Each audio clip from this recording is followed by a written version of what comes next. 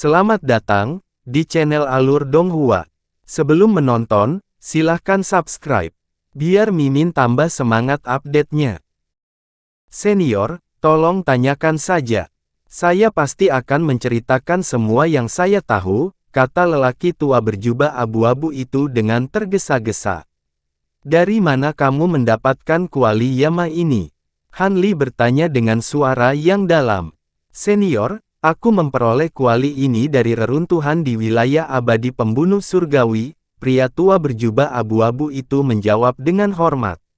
Domain abadi pembunuh surgawi. Alis Han Li sedikit berkerut setelah mendengar ini. Berdasarkan pengetahuannya tentang banyak alam abadi di alam abadi sejati, dia belum pernah mendengar yang satu ini. Itu adalah domain abadi kecil dengan energi spiritual yang tipis dan sumber daya yang sedikit. Pengadilan surgawi telah meninggalkannya dan tidak menyiapkan formasi teleportasi antar alam di sana, sehingga hanya sedikit orang yang mengetahuinya. Saya dikejar oleh musuh saya dan ditelan oleh celah spasial karena panik. Begitulah cara saya sampai di sana, pria tua berjubah abu-abu itu menjelaskan. Oh, jujur saja, kata Han Li sambil melirik lelaki tua berjubah abu-abu itu. Senior, aku tidak berani berbohong, kata lelaki tua berjubah abu-abu itu tertunduk. Aku melihat nama, kediaman Yama, pada tulisan di kuali. Tahukah kamu tempat itu? Han Li menyipitkan matanya dan bertanya dengan suara yang dalam. Dia memperhatikan lelaki tua berjubah abu-abu dan yang lainnya. Dia bahkan telah menggunakan Yuan Qi-nya untuk secara paksa menguasai kuali Yama dengan teknik konversi kebenaran, karena tulisan kediaman Yama di kuali tersebut. Sejak dia melakukan perjalanan melalui ruang dan waktu untuk kembali, dia telah mencari informasi tentang kediaman Yama kemana-mana. Sayangnya, sekeras apapun dia berusaha, dia tidak dapat menemukan informasi apapun tentang hal itu. Dia akhirnya menemukan petunjuk hari ini, jadi bagaimana dia bisa melepaskannya? Kediaman Yama, saya belum pernah mendengar nama itu. Mungkin itu ada di suatu tempat di domain abadi pembunuh surgawi. Konon dekat dengan 9 neraka, dan ada banyak tempat dengan kata Yama di namanya, kata lelaki tua berjubah abu-abu itu.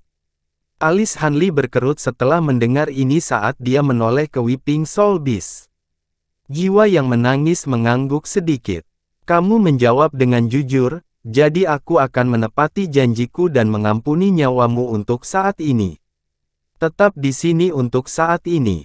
Bawa aku ke domain abadi pembunuh surgawi dalam beberapa hari, dan aku akan melepaskanmu nanti, kata Han Li.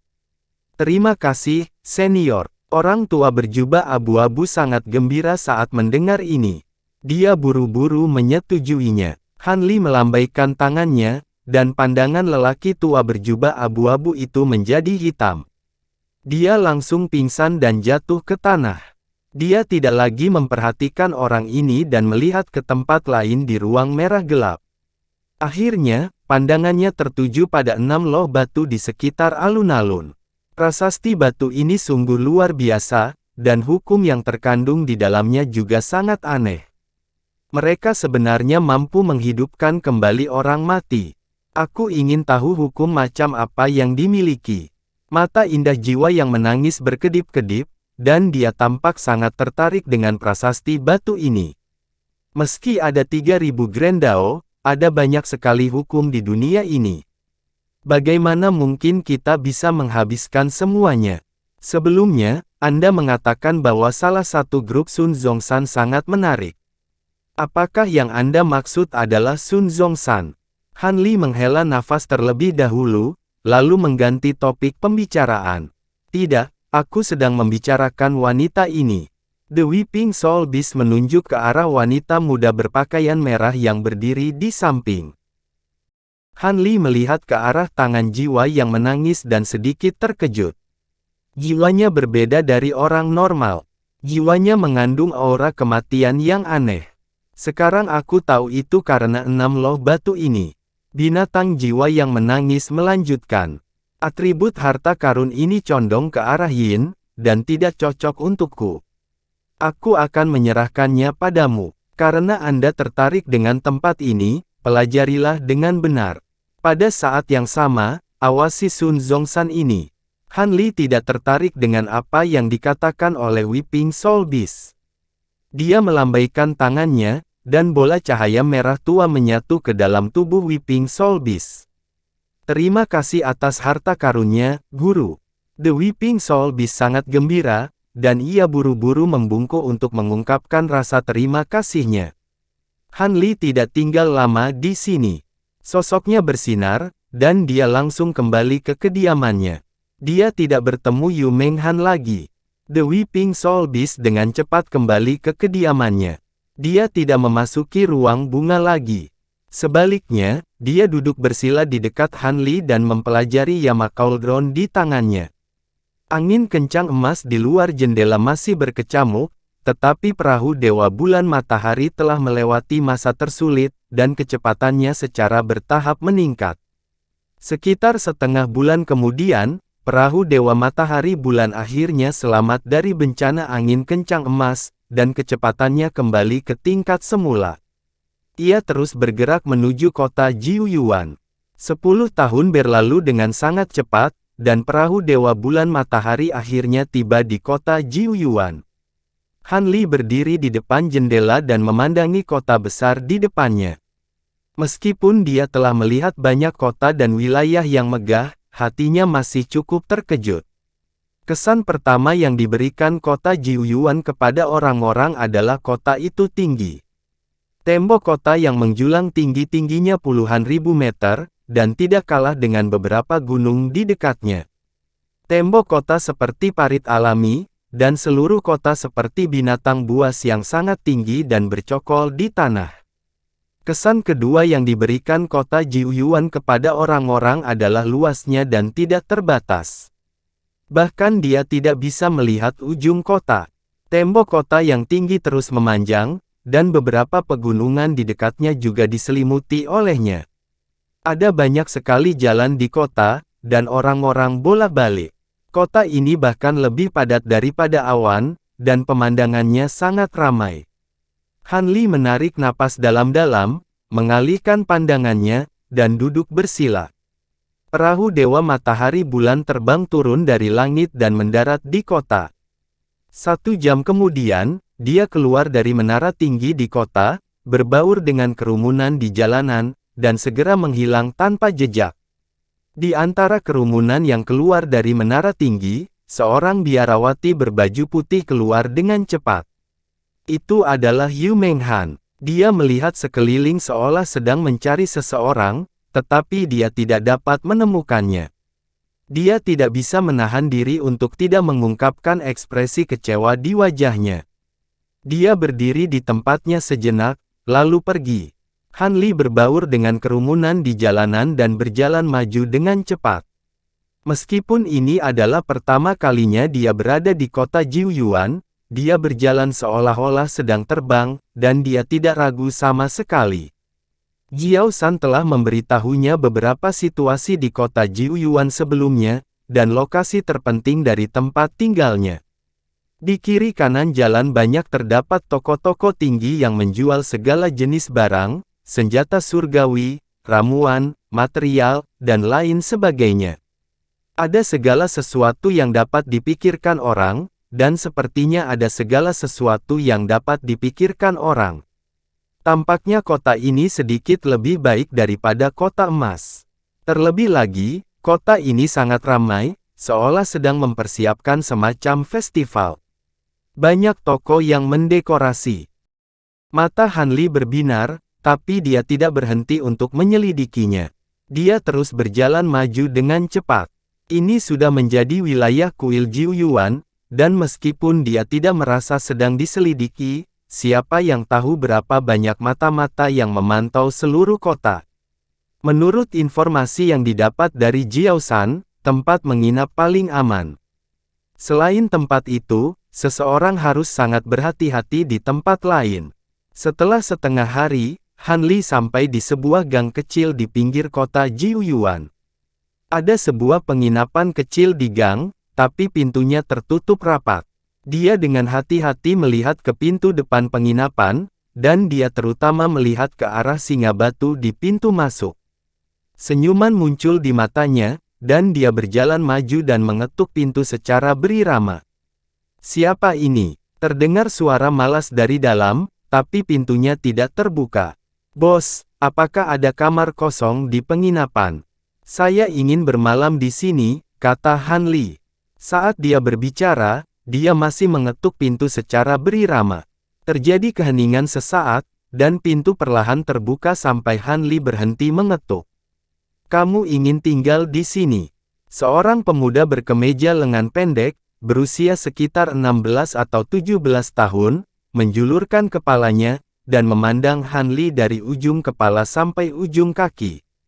"Iya, saya datang ke kota Jiuyuan untuk melakukan bisnis kecil-kecilan, dan saya harus tinggal di sini selama setengah tahun," kata Han Li. "Oh, kalau begitu silakan masuk." Mata pemuda berkemeja lengan pendek itu berbinar, dan dia melangkah ke samping untuk membiarkan Han Li masuk. Kemudian, dia segera menutup pintu. Mata Han Li berbinar. Begitu dia melangkah ke halaman, dia sepertinya berjalan ke ruang khusus. Jelas, ada batasan khusus di sekitar penginapan, dan tekanan tak kasat mata tiba-tiba melemah. Dia santai dan mengikuti pemuda itu ke sebuah kamar di penginapan. Seorang pria parubaya ada di sana, melihat sempoa dan melihat buku rekening.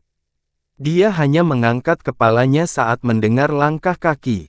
"Penjaga toko, tamu ini ingin menginap di sini," ucap pemuda berkemeja lengan pendek.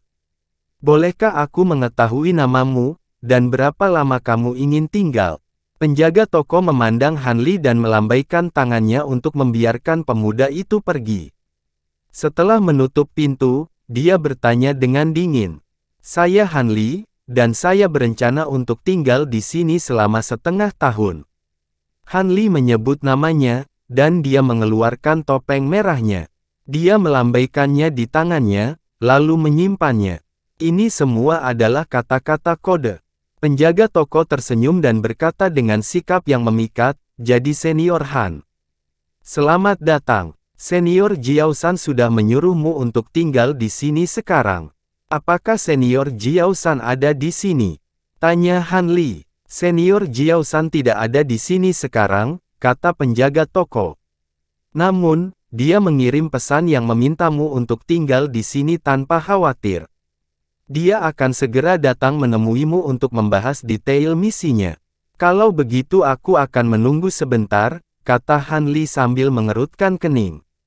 Setelah beberapa saat, dia mengendurkan keningnya. "Senior, tolong ikuti saya."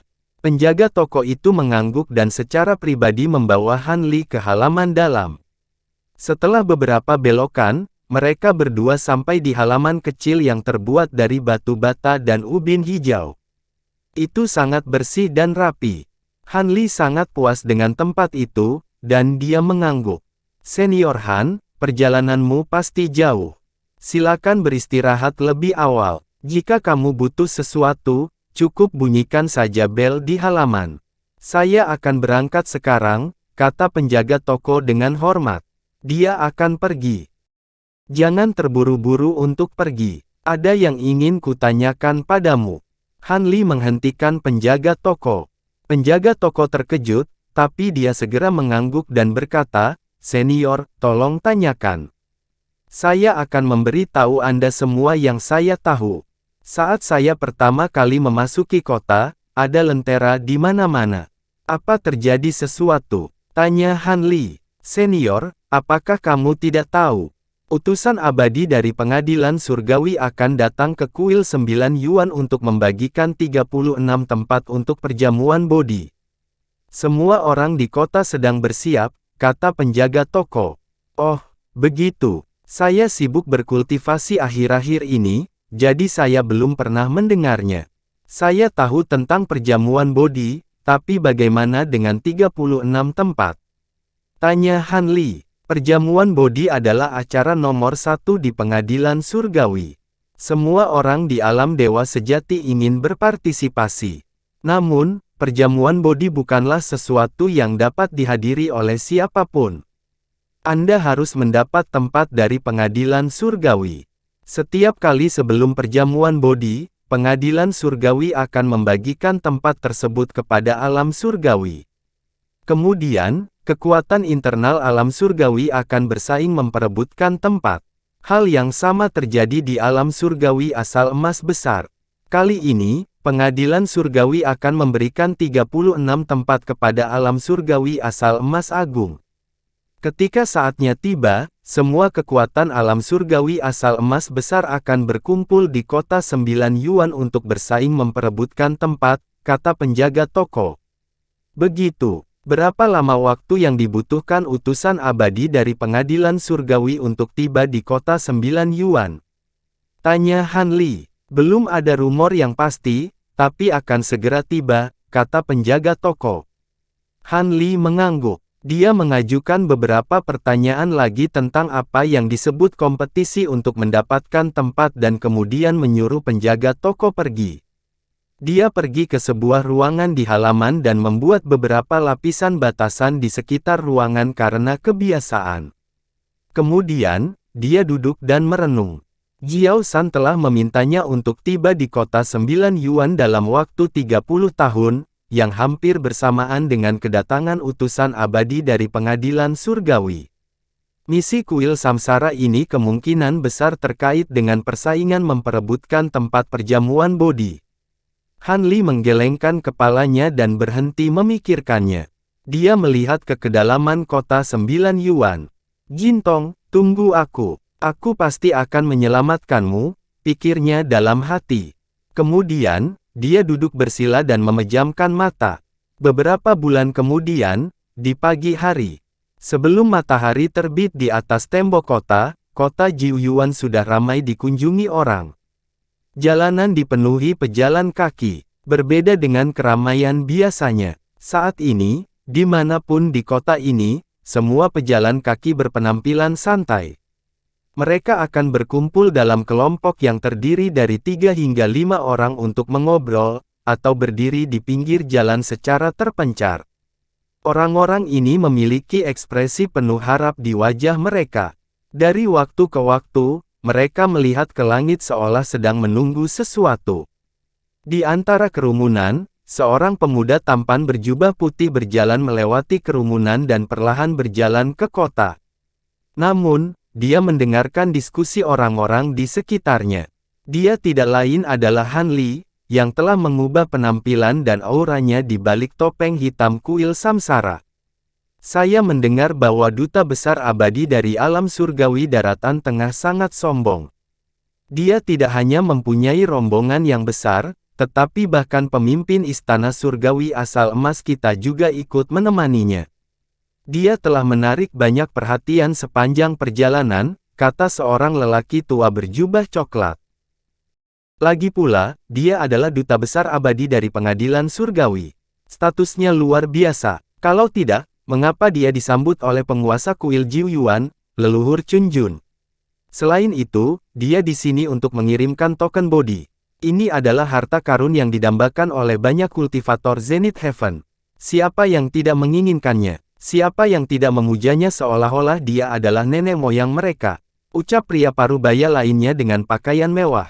Itu sertifikat untuk menghadiri perjamuan bodi. Siapa yang tidak menginginkannya? Orang lain berkata dengan iri. Han Li baru saja mendengarkan. Dia tidak berbicara, juga tidak berhenti. Dia berjalan sampai akhir. Dia ada di sini.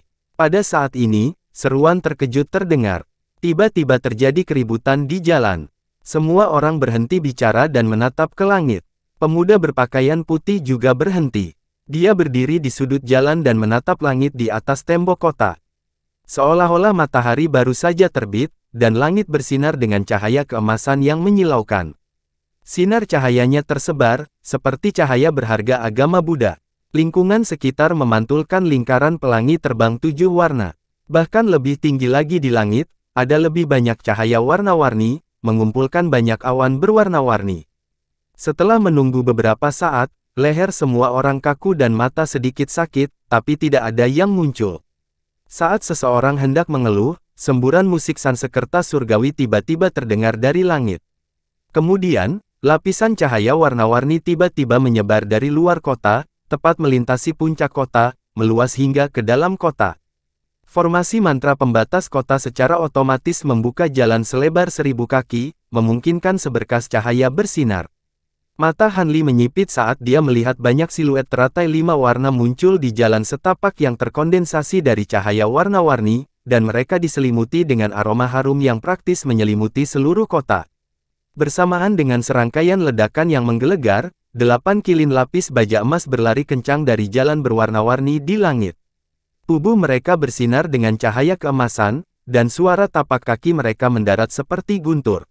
Di belakang mereka ada kereta kekaisaran besar dengan bentuk yang berlebihan, balok berukir, kasau dicat, dan bertatahkan mutiara dan batu giok. Itu tampak seperti paviliun emas yang sangat indah. Di belakang kereta kekaisaran ada barisan panjang orang. Di antara mereka adalah pasukan kavaleri lapis baja emas dan kultivator abadi dengan berbagai harta dharma. Meski jumlahnya tidak sebesar yang dikatakan orang sebelumnya, namun jumlahnya masih sangat besar. Ada pagar batu giok putih di depan gerbong kekaisaran, dan di belakang pagar berdiri seorang pria jangkung mengenakan mahkota emas dan kostum pejabat surgawi. Dia memiliki wajah persegi, alis tipis, batang hidung mancung, dan bibir tipis. Wajahnya penuh arogansi. Hanli hanya meliriknya dan merasa ekspresi orang ini tidak menyenangkan. Dia ingin berbalik dan pergi, tapi saat matanya tertuju pada 2 orang di belakang orang itu, ekspresinya sedikit berubah. Salah satunya adalah pria bertubuh sedang dan berpenampilan biasa saja. Ekspresinya cukup damai, dan dia terlihat sangat biasa. Jika bukan karena posisinya dan dia mengenakan kostum istana abadi, akan sangat sulit untuk menghubungkannya dengan Lu Chuanfeng, pemimpin istana dari istana abadi di wilayah surgawi asal emas utama. Dan berdiri di sampingnya adalah seorang wanita berpakaian merah. Dia jauh lebih mempesona. Tidak hanya dia sangat cantik, tapi dia juga memiliki sosok yang anggun. Dia langsung menarik perhatian sebagian besar orang di kota. Cimeng, mengapa wanita ini ada di sini? Hanli sedikit mengernyit, sedikit terkejut. Dibandingkan dengan jajaran duta abadi, orang-orang ini terlihat jauh lebih biasa. Tapi begitu mereka muncul, seluruh kota 9 asal hampir menjadi gempar, dan ada tsunami sorak-sorai di mana-mana.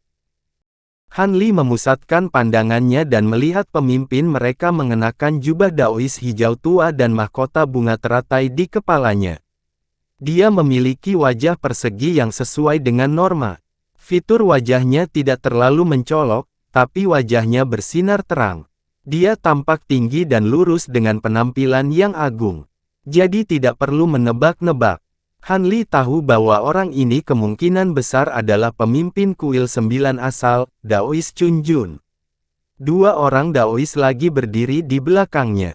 Salah satunya bertubuh kurus, tulang pipi tinggi dan menonjol, janggut, dan sepasang mata yang sangat jernih. Dia mengenakan jubah Daois abu-abu yang sangat kuno, dan dia memancarkan aura istimewa dan tak terlukiskan, menyebabkan dia tampak seperti ahli dunia lain. Orang lain tampaknya berusia sekitar 40 tahun. Dia memiliki sosok yang tinggi dan kuat, dan dia mengenakan jubah daois ungu yang sangat cantik. Rambutnya disisir menjadi sanggul, dan dia tidak memakai mahkota daois apapun. Wajahnya bersudut, dan ekspresinya tidak berubah sama sekali, membuatnya tampak seperti patung Raja Surgawi. Karena kedua orang ini mengikuti di belakang Daois Chunjun, tentu saja tidak sulit untuk menebak identitas mereka. Kemungkinan besar adalah 2 wakil pemimpin kuil 9 asal. Hanli tidak tahu banyak tentang mereka. Dia hanya tahu bahwa lelaki tua berjubah Daois abu-abu bernama Yang Junzi, dan pria paruh baya berjubah Daois ungu bernama Daois Chunlei. Ada lebih dari 10 orang berdiri di belakang kedua orang ini, dan semuanya tampak penuh hormat. Hanli segera melihat wajah familiar lainnya di antara mereka. Itu tidak lain adalah Raja Sihir menakjubkan yang pernah mengejarnya. Pada saat ini, perhatian Igneous Spell telah melewati duta besar abadi dan langsung tertuju pada Cimeng yang berada di belakangnya. Yang terakhir tidak mau menunjukkan kelemahan, dan dia balas menatap. Percikan muncul samar-samar saat tatapan mereka bertemu. Jelas sekali, permusuhan antara kedua wanita itu terbentuk sepenuhnya karena kejaran Han Li. Selamat datang, Duta Besar Abadi Feng Tian. Kuil 9 asalku gagal menyambutmu, kata Daois Chunjun. Daois Chunjun terlalu baik. Ketika Han Li melihat kedua belah pihak mulai bertukar salam konvensional, dia langsung kehilangan minat untuk menonton. Di tengah teriakan tsunami dari kerumunan, dia menerobos masuk dan kembali ke penginapan. Begitu dia kembali ke halaman rumahnya, Han Li melihat seorang pemuda jangkung dan seorang wanita muda berpakaian putih dan topi bambu berdiri di pintu masuk halaman. Mereka sepertinya menunggunya. Begitu dia melihat keduanya, Han Li mengerutkan kening dan menatap mereka, tapi dia tidak mengatakan apa-apa. Wanita bertopi bambu tiba-tiba tersenyum manis dan berkata, "Rekan naga kelima, maukah kamu mengundang kami masuk untuk minum teh? Apakah kamu rekan Jiao San?" Han Li bertanya ragu-ragu. Duta Besar Abadi dari Pengadilan Surgawi telah tiba, dan saya harus memberi tahu Anda detail misi ini, kata wanita bertopi bambu. Silakan masuk. Han Li tidak lagi ragu-ragu. Dia berjalan ke depan dan melambaikan tangannya untuk membuka pembatas halaman, dan kedua orang itu masuk. Mereka bertiga memasuki rumah dan duduk mengelilingi meja. Han Li memperhatikan bahwa setelah pemuda jangkung itu memasuki halaman kecil, pandangannya tertuju pada tubuh Han Li. Pemuda jangkung itu menatap Han Li, mengukurnya tanpa niat sedikit pun untuk menghindari tatapannya. "Rekan Jiao San, bolehkah saya bertanya siapa ini?" Han Li bertanya dengan rasa ingin tahu.